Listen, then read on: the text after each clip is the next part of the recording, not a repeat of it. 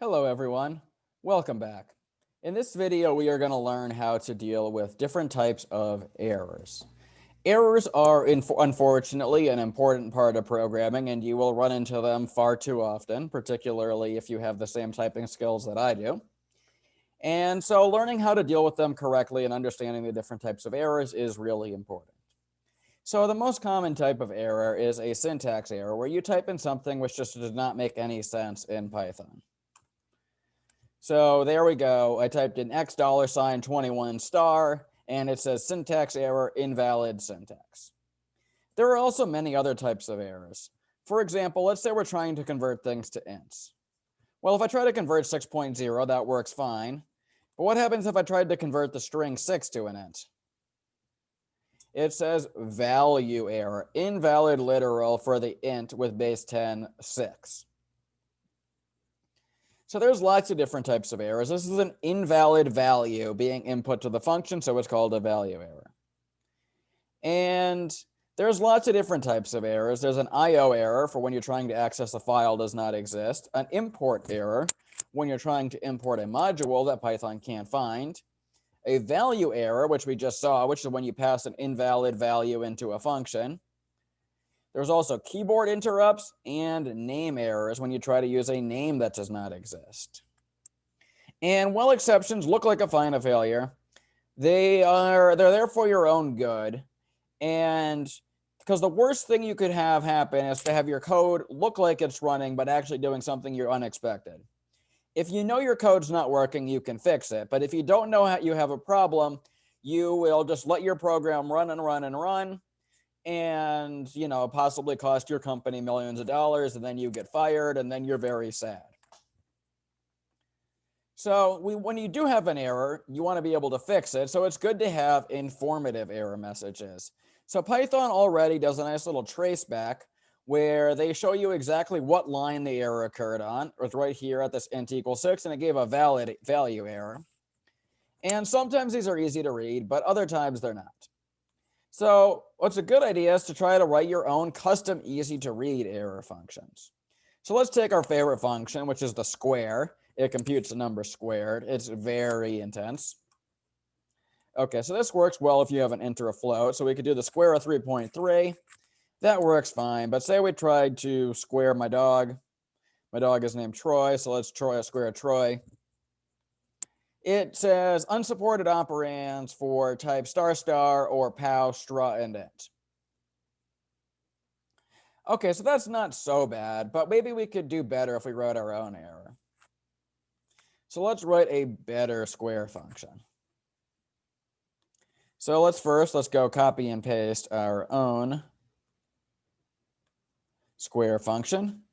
And now let's deal with how to deal with this invalid input. So when do we want to raise an input? Well, we want to raise an input if there's not a number. So this would be if type of x not in float or int. So this is when we're going to want to raise an error. And we want to say raise type error. And then we give a message for the type error, which is this function is designed to work with floats and ints.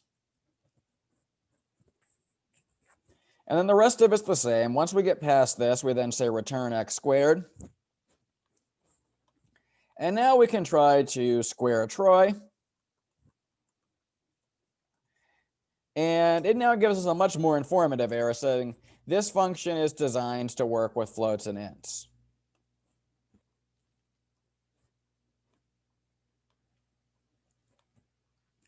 Alternatively is to use the function try and except. This is a way to handle an exception rather than to raise an error. So this is going to make everything else run except for the one line that doesn't work. So now let's rewrite our square function, def square of x, colon, indent.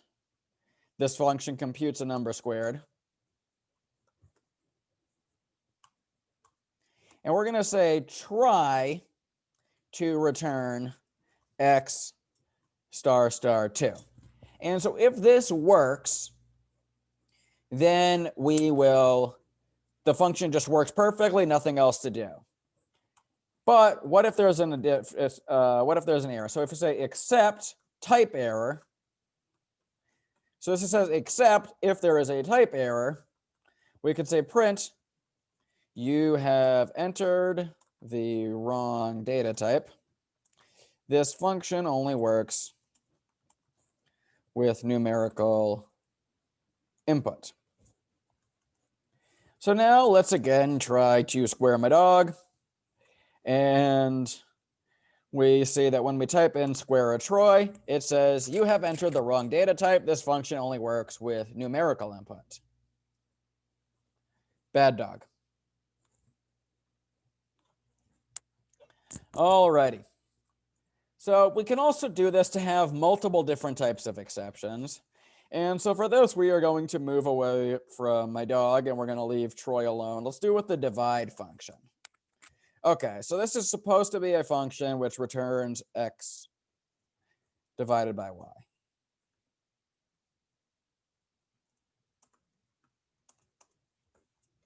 Okay, so first you try.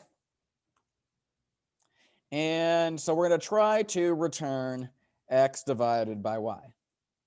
And then we can say except type error. Well, okay, so when is there going to be a type error? Well, you can divide things as long as they're numbers. So print invalid entries. Please ensure that both x and y are numbers.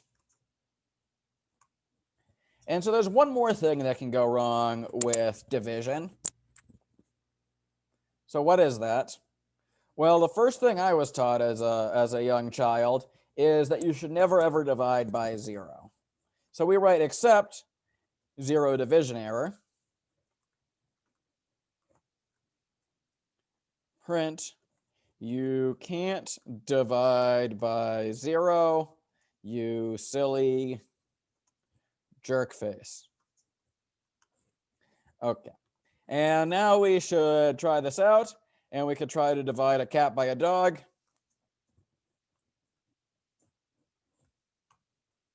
Invalid entries. Please ensure that both x and y are numbers. And we could try to divide 36 by 0. And it will say division error. Ooh, this did not work correctly because I misspelled division. As we know, Python only works well if you spell things correctly. So now it says, you can't divide by 0, you silly jerkface. And lastly, we should check that if we try to divide 7 by 3, it works well. And before I end the video, I'm going to act like a real adult and change this message to be something more professional. So you can't divide by 0. All right, that's it for errors and exceptions. To summarize, errors, they're a pain in the patootie, but if you can write good error messages, you can save yourself massive headaches.